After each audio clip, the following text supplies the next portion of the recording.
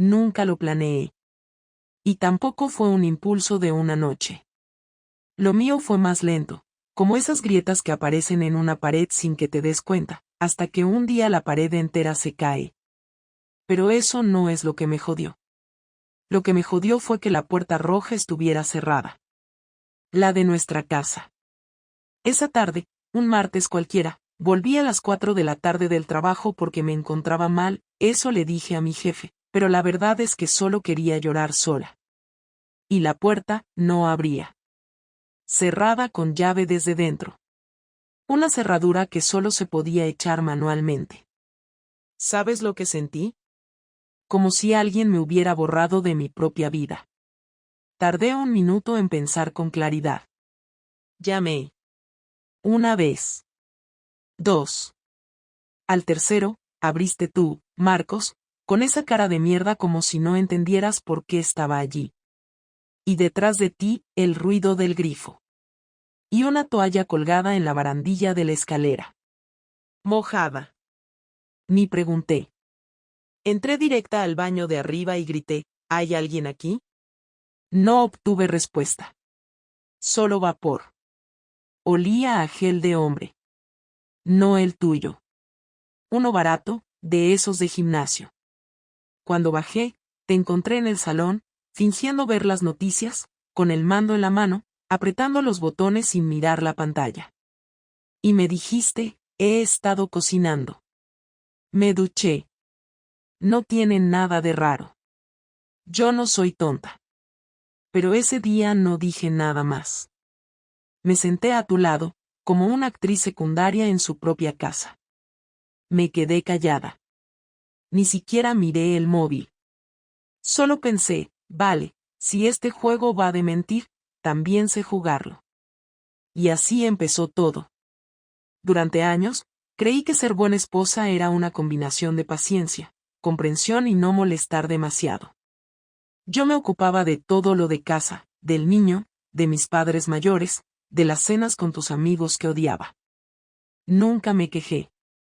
Y lo más gracioso es que cuando sí me quejaba, tú me decías, es que estás muy sensible últimamente. Sí, sensible. Así le llamabas tú a mi hartazgo. No sé cuándo dejaste de mirarme como mujer. Supongo que fue poco a poco, como pasa con todo lo que se da por hecho. Dejaste de tocarme con deseo, de interesarte por lo que pensaba. Solo existía el niño, tu portátil y las putas series de crímenes que veías hasta las tantas. Te hice muchas preguntas sutiles, como las hacen las mujeres que no quieren parecer desesperadas. ¿Vamos al cine, y si nos escapamos el fin de Ajavea como antes? Siempre era más adelante. Ahora no puedo, estoy cansado. Pero lo de la puerta roja, eso fue otra cosa. Eso fue una alerta. Algo dentro de mí dijo, o te mueves, o te vas a quedar ahí sentada hasta que cumplas 50 y no sepas quién eres. Empecé a escribirle a Mateo esa misma noche. Sí, Mateo. Un chico del curro. Nada del otro mundo. 31, alto, con barba descuidada, y un sentido del humor un poco absurdo que a mí me hacía reír. Llevábamos meses hablando tonterías por Slack. Nada serio. Hasta ese día. Le mandé un mensaje. Hoy ha sido un día raro, ¿te apetece una caña después del curro mañana? Y él, como si me hubiera estado esperando, dime sitio y hora. El miércoles fuimos a una terraza en Ruzafa. Me puso un vestido que no usaba desde hacía 2 veranos. Me pinté los labios. Hacía mucho que no me miraba al espejo con intención. Y cuando llegué, él ya estaba ahí, esperándome. Me sonrió. Yo también. Hablamos de todo, menos de nuestras parejas. Porque sí, él también estaba en una relación. Otra mierda en piloto automático. Llevamos juntos desde la universidad, me dijo. Pero últimamente me siento como si compartiera piso con mi hermana. Brindamos por eso. Por lo jodidamente normal que es estar atrapados. No pasó nada esa noche. Nada físico. Pero fue la primera vez en años que sentí algo parecido a emoción. Caminamos juntos hasta el metro. Me preguntó si me sentía bien. Le dije que sí. Me dio un beso en la mejilla, y fue como si algo se encendiera en mí que llevaba apagado desde hacía siglos.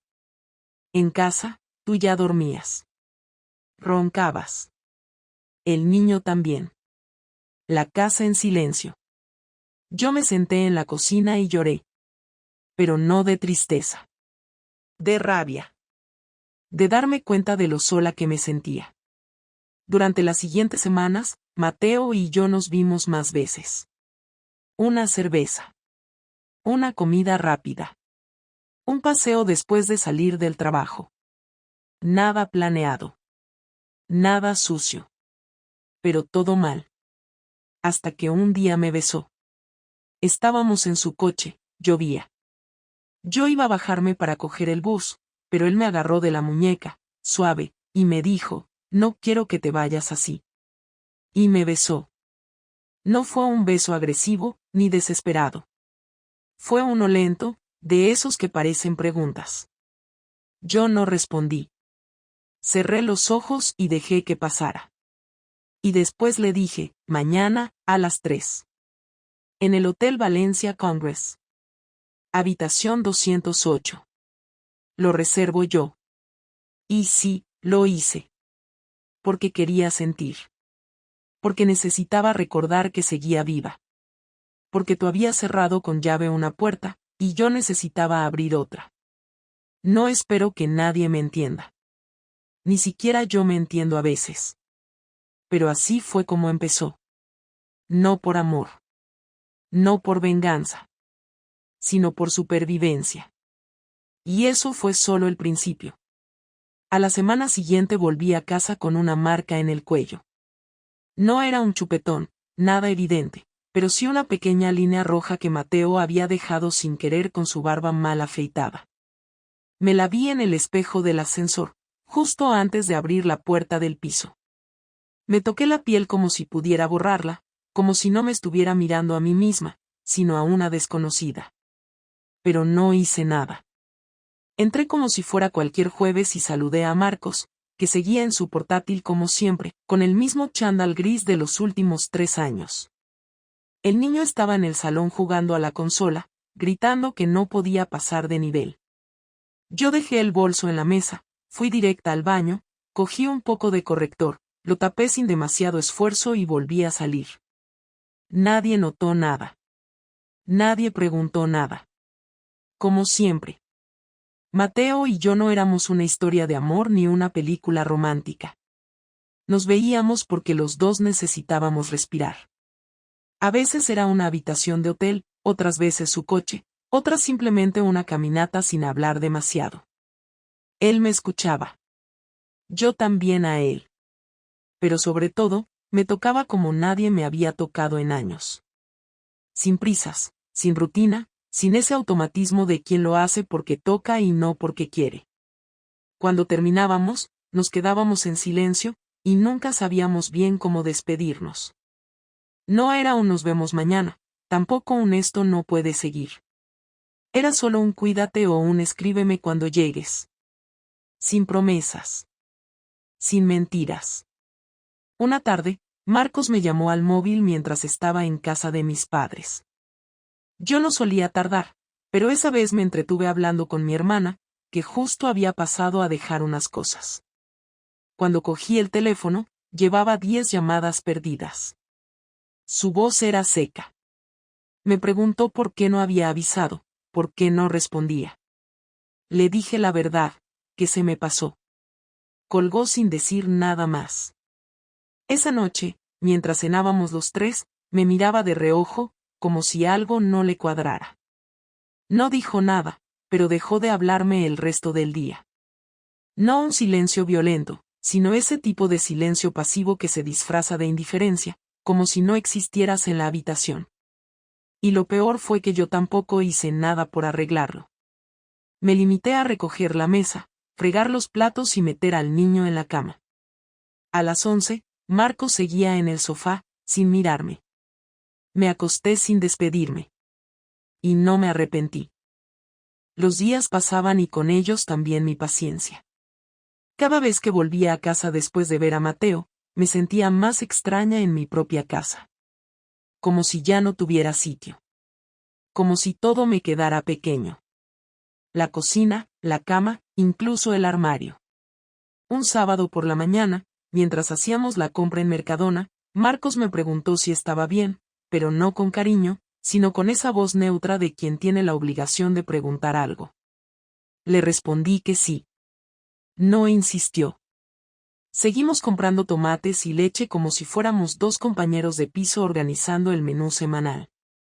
El domingo siguiente, Marcos encontró una nota doblada dentro de mi abrigo. Fue un descuido estúpido. Mateo me la había dejado escrita en una servilleta, diciendo que la próxima vez me llevaría a comer por ahí, algo simple, como antes de todo esto. La notita estaba en el bolsillo interno, mal guardada. No la vi. Y claro, Marcos sí. No me dijo nada ese día. Ni el lunes. Ni el martes. Pero su actitud cambió. Empezó a levantarse antes que yo, se vestía incluso para trabajar desde casa, dejó de preguntarme nada, ni siquiera por el niño. El miércoles, al volver del trabajo, me encontré sus cosas ordenadas sobre el sofá, una carpeta con documentos, su portátil cerrado, el cargador enrollado con precisión. Él estaba sentado al otro lado, serio, sin expresión. Me pidió que me sentara. Me quedé de pie. Me dijo que tenía una pregunta y que quería que respondiera sin rodeos. Preguntó si estaba viendo a otro hombre. Lo dijo sin gritar, sin alterarse. Como si me pidiera la contraseña del wifi. No contesté al instante. Me quedé mirándolo como si buscara en su cara una pista de que quería oír. No la encontré. Al final asentí con la cabeza. Ni siquiera dije sí. Solo asentí. Se hizo un silencio tan largo que pensé que se había dormido con los ojos abiertos. Pero no. Solo estaba procesando. Se levantó y fue a la habitación sin decir nada. Cuando volvió, traía en la mano una llave, una que no reconocí. Me la tiró sobre la mesa. Me dijo que había alquilado un piso cerca de la oficina, que se iba esa noche, que el niño se quedaba conmigo de momento pero que hablaríamos de todo en los próximos días. Me soltó todo eso sin mirar atrás. Y se fue. Sin maletas. Solo con su mochila de siempre. El niño no entendió nada. Le dije que su padre iba a quedarse unos días en otro sitio por trabajo. No me creyó del todo, pero no preguntó más. Esa noche dormí en nuestra cama sola. No por primera vez, pero sí con la certeza de que no iba a volver a compartirla con él. Al día siguiente, encontré en el correo electrónico una carpeta compartida con mi nombre. Dentro había capturas de mensajes, fotos de Mateo y yo entrando en el hotel, incluso capturas de pantalla de mi historial de ubicaciones. Marcos había contratado a alguien. ¿O lo había hecho él?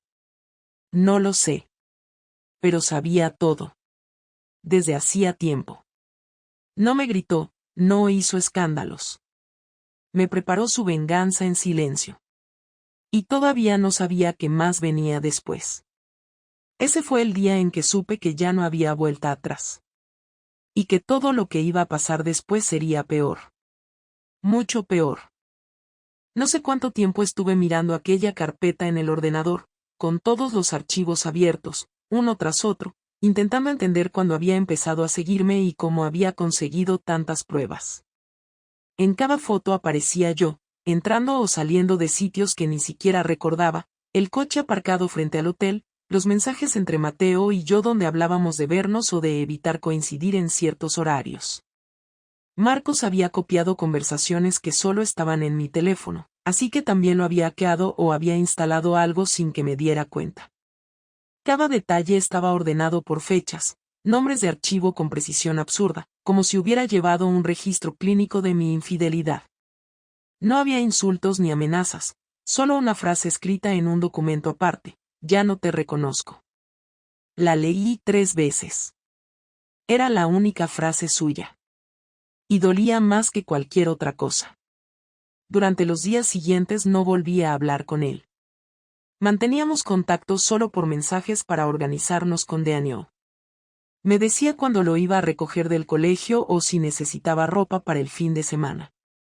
Yo contestaba con frases cortas, sin añadir nada personal, porque no sabía qué decir. En casa todo parecía igual, pero no lo era. Cada rincón tenía un peso extraño, el aire se sentía espeso, como si las paredes supieran lo que había pasado. Daniel notaba algo, aunque yo intentara disimular. Me preguntaba si papá iba a volver pronto, y le mentía diciendo que sí, que era solo cuestión de días, que estaba trabajando mucho. Mentirle a mi hijo fue lo más humillante de todo. No por el acto en sí, sino porque mientras le decía que todo estaba bien, yo sabía que había sido yo quien lo había roto. Mateo insistía en que nos viéramos, pero yo empecé a evitarlo. Al principio le inventé excusas de trabajo, luego directamente dejé de responderle. No porque no quisiera, sino porque sentía que cualquier cosa que hiciera solo iba a empeorar la situación. Él me escribió un mensaje largo un domingo por la tarde diciéndome que si yo no hablaba con Marcos, lo haría él, que no soportaba verme así, que todo se había ido de las manos. Le respondí con un mensaje corto, casi frío: no hagas nada, no te metas. No volví a verlo más después de eso. El viernes siguiente, Marcos me citó en una cafetería cerca de su nuevo piso. Llegué 10 minutos tarde, sin saber bien para qué me había llamado. Cuando entré, lo vi sentado en una mesa del fondo, con una carpeta marrón sobre la mesa. Tenía el mismo gesto tranquilo que siempre, pero había algo distinto en su forma de mirarme, como si me observara sin querer tocarme ni con los ojos. Me senté sin saludar, esperando que él empezara a hablar. Me preguntó cómo estaba Daniel, le respondí que bien. Luego abrió la carpeta y me enseñó unos documentos. Eran los papeles del divorcio. Dijo que ya había hablado con un abogado, que yo podía llevarme una copia y revisarlos con el mío, que no quería hacer de eso una guerra, solo terminarlo lo más rápido posible. Me quedé callada, mirando las hojas sin tocarlas. Me explicó los términos: la custodia compartida, la casa que se vendería y se dividiría a partes iguales, las cuentas bancarias, todo. Hablaba con una calma que me resultaba insoportable, como si estuviera negociando con una desconocida. Cuando terminó, me miró directamente y me preguntó si quería decirle algo. Le dije que lo sentía, que no había sido planeado, que nunca había querido hacerle daño. Lo dijo todo en voz baja, casi sin respiración. Me miró un momento y luego respondió que no sabía si me creía, pero que ya daba igual. Dijo que lo que más le dolía no era el engaño, sino que durante meses yo hubiera vuelto a casa y le hablara con la misma voz de siempre, durmiendo a su lado como si nada pasara. Dijo que eso era lo que no podía perdonarme. Intenté hablar, pero me cortó. Me dijo que ya había decidido cómo iba a hacerlo y que no quería discutir ni alargarlo. Me pidió que firmara la copia que me correspondía y que se la devolviera antes de 2 semanas. Dijo que no tenía nada más que decir. Me quedé mirándolo sin poder moverme, sin saber si debía suplicarle algo o simplemente irme. Al final me levanté, cogí los papeles y salí. Esa noche no dormí.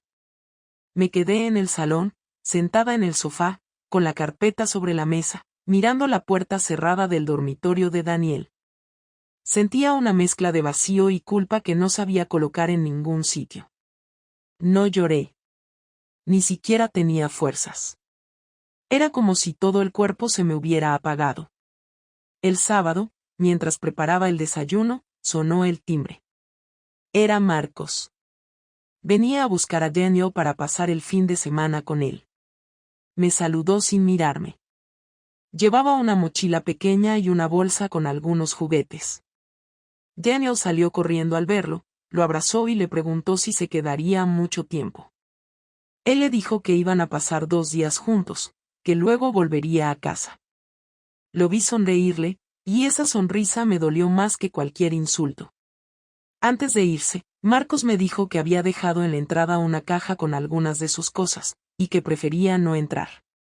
Me pidió que no lo llamara salvo por algo urgente del niño. Me quedé en la puerta hasta que se marcharon, con las manos en los bolsillos y la garganta seca. Dentro de la caja había un par de camisas, su colonia, un reloj y un sobre blanco. Lo abrí sin pensar. Dentro había varias fotos nuestras, de viajes, cumpleaños, la boda. Todas recortadas justo donde aparecía mi cara.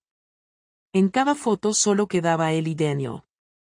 No había ninguna nota, ningún mensaje, solo eso. Me quedé mirándolas durante un rato largo hasta que las guardé otra vez en el sobre y lo tiré al fondo del armario. Las siguientes semanas fueron un desfile de silencio, abogados, firmas, visitas cortas y mensajes impersonales. La gente del trabajo empezó a notar que algo pasaba. Una compañera me preguntó si estaba bien, le dije que sí, que solo estaba cansada. Nadie más insistió. En el gimnasio dejé de ir. Me borré sin avisar. No volví a hablar con Mateo ni con nadie fuera del trabajo y mi familia. Mi madre, que no sabía nada, me insistía en que fuera a comer los domingos, pero inventaba excusas. No quería que me mirara a los ojos y me preguntara qué había hecho. Una noche, Marcos me mandó un mensaje diciendo que Daniel había preguntado por mí y que si quería llamarlo antes de dormir. Lo hice. Escuchar su voz fue como volver a respirar por unos segundos. Me contó que habían ido al cine, que habían comido hamburguesas, que su padre le había comprado una camiseta nueva del Valencia. Le dije que me alegraba, que se portara bien, que le quería mucho. Cuando colgué, pensé en lo que acababa de decirle y entendí que lo único que me quedaba entero era él. No sabía si Marcos planeaba algo más, pero intuía que sí. Su forma tranquila de actuar me daba miedo. No era venganza explosiva, sino algo calculado, medido, preparado. Esa calma era peor que cualquier grito. Había pasado de ser un hombre indiferente a convertirse en alguien que no podía leer. Y yo ya no controlaba nada. 2 días después recibí un correo de Recursos Humanos. Me pedían que acudiera a una reunión al día siguiente a las 10 de la mañana. No decían el motivo. Pensé que era por los cambios del nuevo año, hasta que llegué y vi la cara de mi jefa, seria, acompañada del director de la clínica y de una mujer que no conocía. Me sentaron y me informaron de que alguien había enviado un correo con fotografías comprometidas mías, tomadas en horario laboral, y que había sido necesario iniciar un procedimiento interno. No me enseñaron las fotos, pero no hacía falta. Supe inmediatamente quién lo había hecho. Esa mañana perdí el trabajo. Y supe que la venganza de Marcos apenas acababa de empezar. Cuando salí de aquella reunión llevaba los papeles del despido en la mano y una sensación de frío en el pecho que no tenía nada que ver con el clima. Habían sido educados, hasta cuidadosos en la forma de decirlo, pero lo esencial era que estaba fuera, y todo por las fotos que alguien había enviado. No me las mostraron, pero no hacía falta. Lo supe en cuanto dijeron que eran imágenes en contextos impropios para un entorno profesional.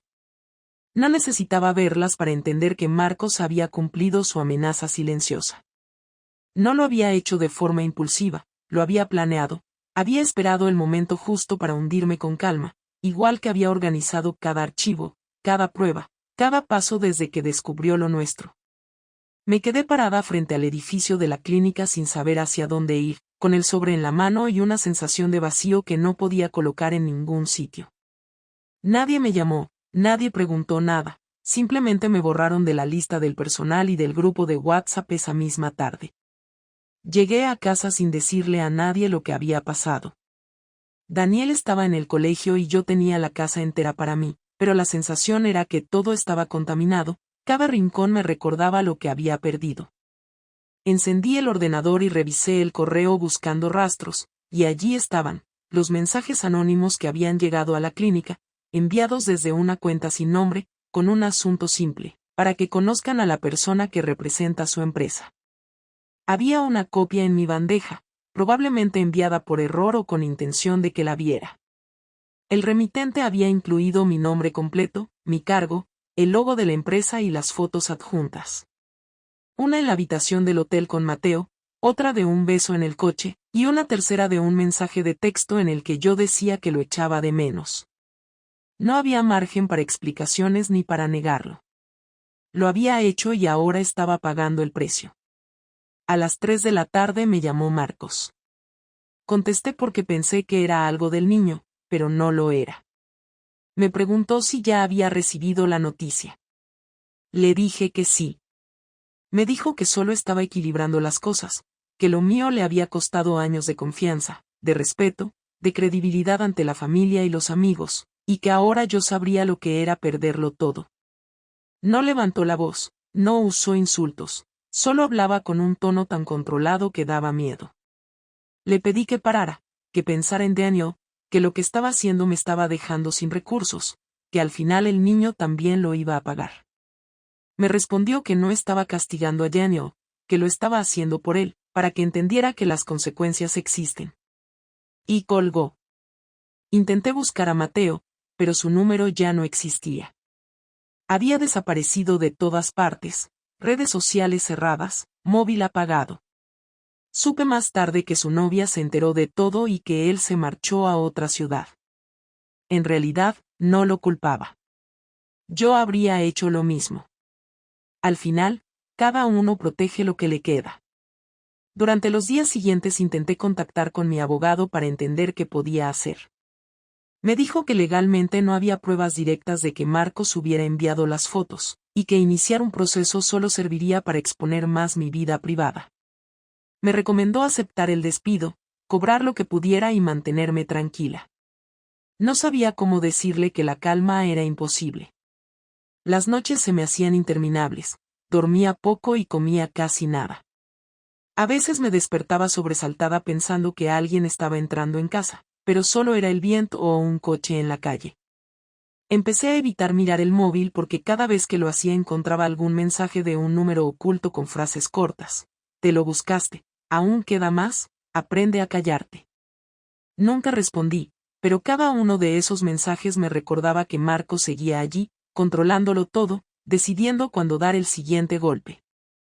Un viernes recibí una citación judicial para una audiencia de custodia provisional. No lo esperaba tan pronto. Marcos pedía quedarse con Daniel alegando inestabilidad emocional y falta de medios económicos por mi parte. El abogado me dijo que eso no significaba que lo fuera a conseguir, pero que tenía argumentos fuertes. La audiencia sería en 2 semanas. En el documento también se mencionaban antecedentes de conducta inapropiada y difusión de material privado, lo cual implicaba que incluso el tribunal había recibido parte de las mismas pruebas. Esa noche llamé a Marcos, desesperada. No quería discutir, solo entender hasta dónde pensaba llegar. Le pregunté si de verdad quería quitarme al niño. Me dijo que no quería quitármelo, solo protegerlo. Le pregunté de qué. Respondió que de mí. No supe qué decir. Le dije que estaba cruzando una línea, que todo esto no se trataba solo de una venganza sino de destrozar lo poco que quedaba de una familia. Me dijo que ya no éramos una familia desde el día que abrí la puerta de aquel hotel. Luego colgó. Los días hasta la audiencia fueron una espera tensa.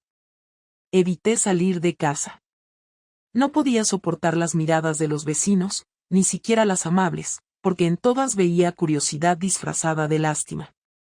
Mis padres no sabían nada, solo creían que Marcos y yo estábamos separados temporalmente.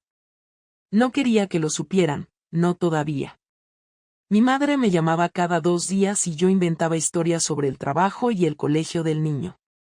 Cada mentira me dolía más que la anterior.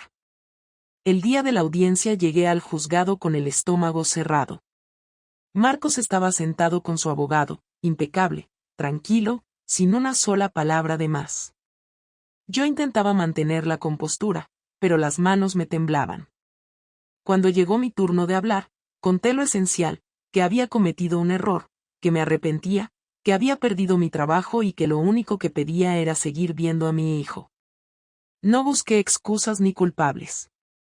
El juez escuchó sin interrumpir. Marcos, cuando habló, no atacó directamente.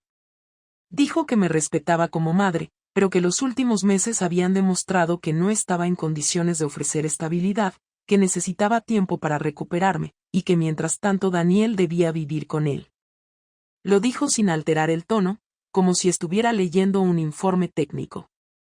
La resolución no fue inmediata, pero al cabo de una semana llegó: custodia temporal para Marcos, régimen de visitas para mí cada fin de semana alterno.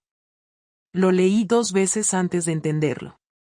Sentí algo que no sé describir, ni rabia ni tristeza, algo más profundo, como si de repente mi vida se hubiera reducido a una lista de días marcados en un calendario.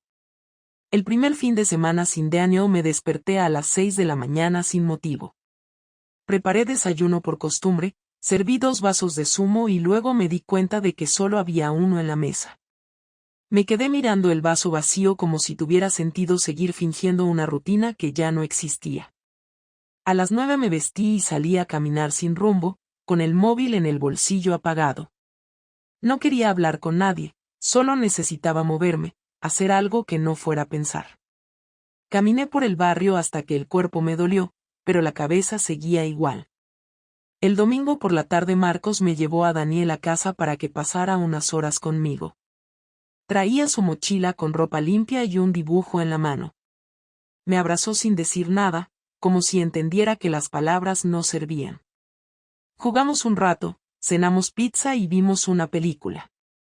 A las 10, cuando Marcos vino a recogerlo, Daniel se aferró a mí y no quería soltarme. Le pedí que fuera con su padre, que todo estaba bien, pero él seguía llorando.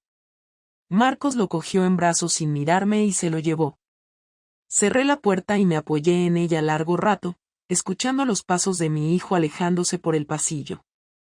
Esa noche, por primera vez, entendí que todo lo que había pasado ya no tenía arreglo. Marcos había ganado y yo ni siquiera sabía qué era ganar o perder en ese punto. Solo quedaba el silencio. Y dentro de ese silencio, una sensación que no era arrepentimiento, sino algo más seco, la certeza de haber destruido mi propia vida con mis propias manos, y de que él no iba a detenerse ahí. El siguiente fin de semana que me tocaba estar con Daniel fue distinto. Cuando fui a recogerlo al piso nuevo de Marcos, no me abrió el sino su hermana. No me esperaba verla ahí, y tampoco que pusiera esa cara como si le molestara que estuviera en la puerta. Me dijo que Marcos estaba duchando al niño y que esperara fuera. Esperé. Estuve de pie 15 minutos en el rellano mientras ella entraba y salía como si yo no existiera. Cuando por fin salió Daniel, me abrazó con fuerza, pero no dijo nada. En el ascensor le pregunté si todo iba bien en casa de papá y solo asintió. No quise insistir, pero durante el resto del día lo noté más callado, más tenso, como si tuviera miedo de decir algo. Jugamos como siempre, pero su risa sonaba forzada, su mirada se perdía a veces, y cuando le pregunté si quería contarme algo, negó con la cabeza sin mirarme. Lo llevé al parque, le compré un helado, le dejé jugar con la tablet más tiempo del permitido. Nada sirvió para aflojar esa presión que parecía cargar en los hombros. Cuando llegó el domingo por la tarde y Marcos vino a buscarlo, no me saludó. Se quedó en la puerta mientras Daniel recogía sus cosas, y cuando el niño se despidió, le acaricié el pelo y le dije que le quería mucho. Marcos solo dijo que se daba prisa porque iban a llegar tarde a casa de sus padres. Me pareció raro, porque no era habitual que fueran allí un domingo a esa hora, pero no dije nada. Al cerrar la puerta me quedé mirando el pasillo vacío y volví al salón sin saber bien qué hacer. Esa noche encendí el portátil y busqué una abogada especializada en custodia. Ya no me fiaba de nadie. Llevaba semanas sintiendo que Marcos estaba preparando algo más, algo que aún no había mostrado. Había sido demasiado estratégico desde el principio, y yo sabía que alguien que actúa así no deja cabos sueltos. Encontré a un especialista en derecho de familia, pedí cita, y fui al despacho 2 días después. Me atendió una mujer de unos 50, seria, con mirada firme. Le conté todo, desde el inicio. No omití nada. Me escuchó sin interrumpir, tomó notas, y cuando terminé, me preguntó si tenía pruebas de que Marcos estaba manipulando al niño. Le dije que no. Me preguntó si podía demostrar que había enviado las fotos al trabajo, que había activado campañas de desprestigio anónimas. Le dije que tampoco. Me explicó que, sin pruebas sólidas, cualquier acusación me dejaría aún más expuesta, pero que aún así ella intentaría construir una estrategia para revertir la custodia, o al menos ampliar mi régimen de visitas. Le pregunté si creía que tenía posibilidades reales y me dijo la verdad, pocas, pero no nulas. Me pidió paciencia. Durante los días siguientes me dediqué a preparar todo lo que me pidió. Correos, fechas, documentos, conversaciones antiguas. Estuve horas revisando mensajes, descargando archivos, escribiendo listas con detalles. Era como reconstruir un crimen en el que yo era la única culpable, pero también la única que podía contar cómo había sido. Al mismo tiempo, intenté que Daniel no notara el desgaste, pero era evidente que algo había cambiado. Me hablaba menos, me miraba menos, y cuando le preguntaba si quería quedarse más tiempo conmigo, me respondía que no, que tenía que hacer deberes con su padre, o que ya había quedado con algún amigo del barrio nuevo. Cada una de esas frases me clavaba más hondo la certeza de que Marcos estaba llevándoselo poco a poco, no por la fuerza, sino por desgaste. Lo estaba moldeando. Un jueves por la mañana recibí una notificación del juzgado.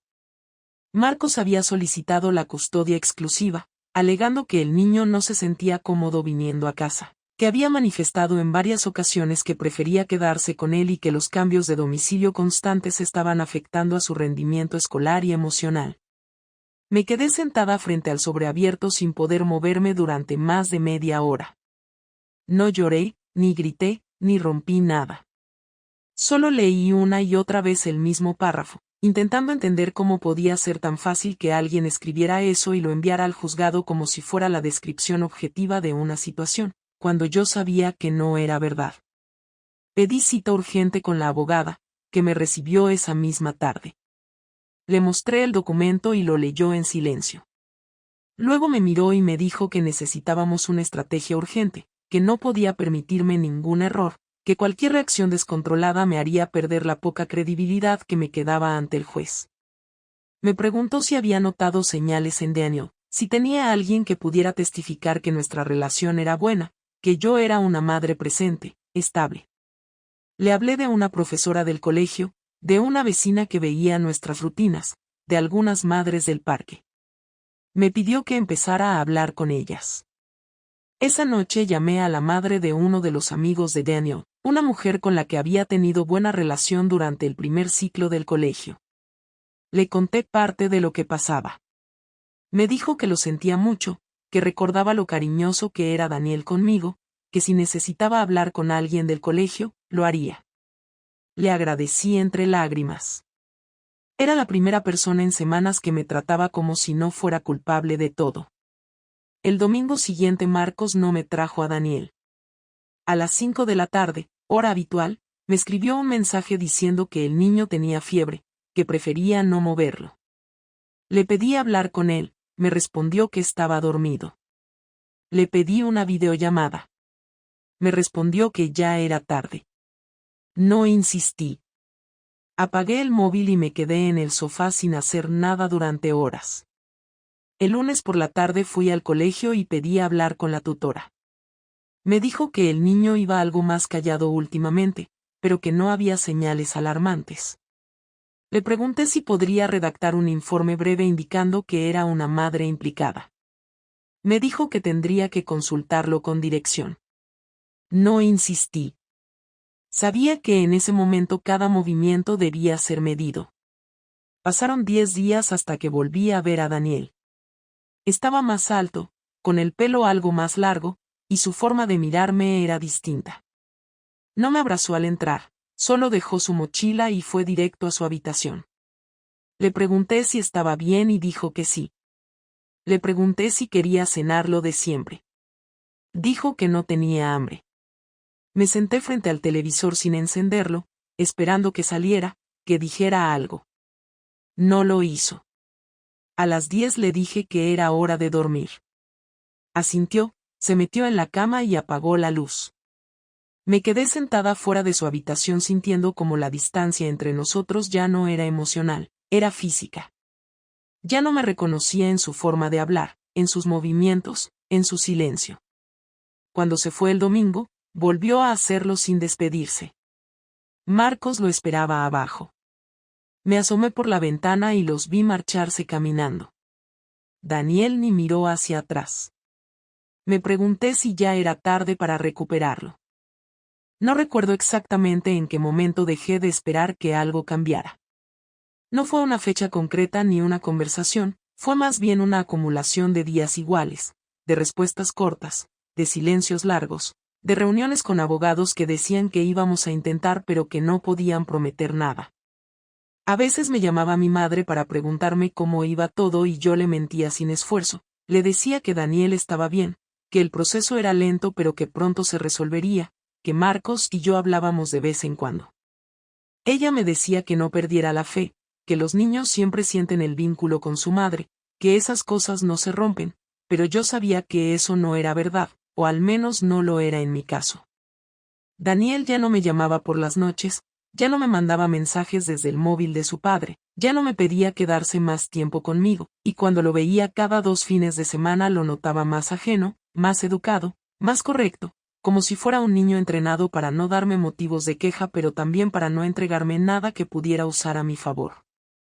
En la audiencia definitiva de custodia no hubo sorpresas.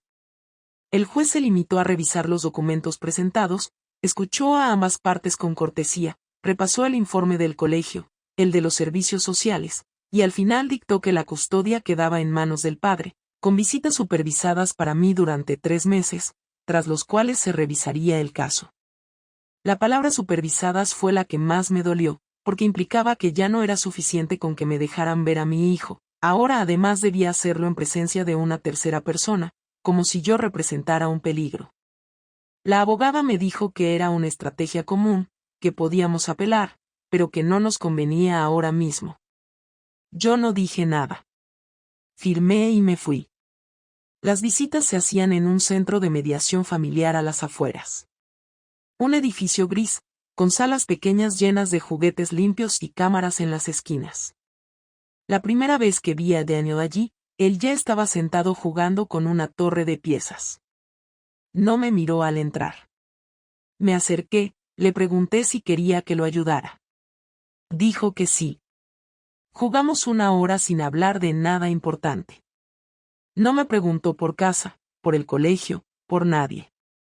Al salir me dio un beso en la mejilla y se fue con la trabajadora social sin decir adiós. Después de cada visita me iba caminando hasta la parada del autobús, a veces bajo la lluvia, otras con el sol de cara, pero siempre con la misma sensación de inutilidad. Marcos no volvió a hablarme. Solo enviaba correos para coordinar horarios o confirmar que Daniel había llegado bien.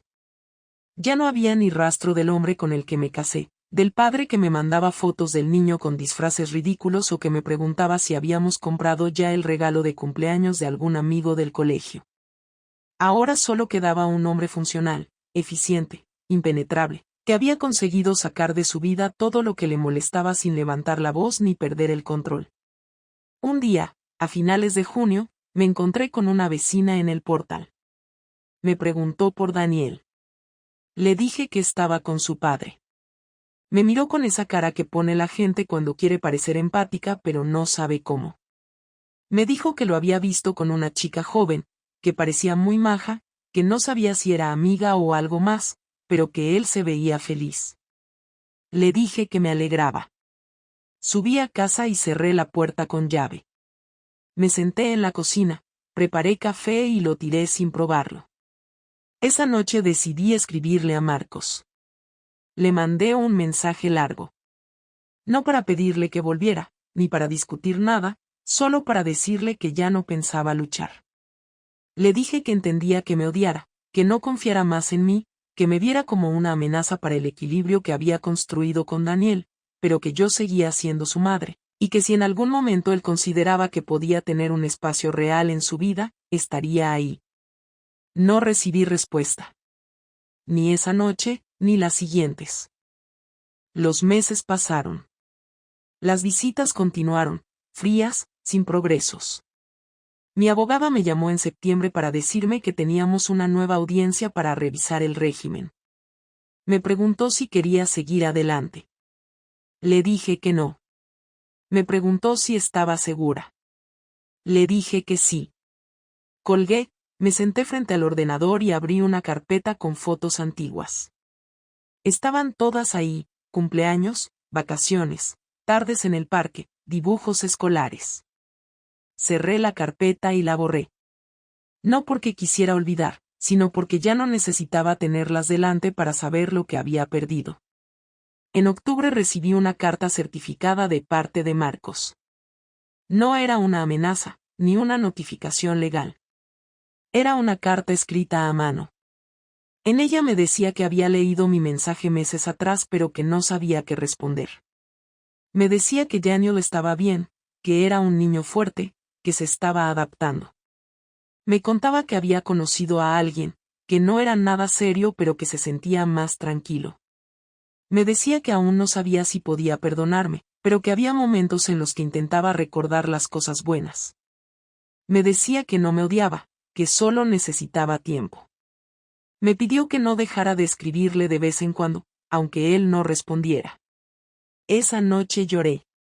No por la carta, sino por lo que no decía. Porque en el fondo sabía que no iba a volver a recuperar lo que perdí, ni a Daniel, ni a Marcos, ni la vida que tenía antes. Lo único que podía hacer era seguir adelante sin esperar nada. Hoy hace un año de todo. Trabajo en una oficina pequeña haciendo tareas administrativas. Vivo en un piso más chico, más modesto, pero limpio, ordenado, mío. Veo a Daniel de vez en cuando. Nos hablamos por teléfono a veces. Sé que me quiere, pero de otra forma, como se quiere a alguien que quedó atrás pero que no se borra del todo. Marcos sigue en su camino. No tengo rencor. Si algo aprendí de todo esto es que no basta con arrepentirse. A veces uno cruza una línea y no hay vuelta atrás, no importa cuánto lo lamente. Y que no siempre hay redención, ni perdón, ni segundas oportunidades. Hay decisiones. Y hay consecuencias. Y yo ya he asumido las mías.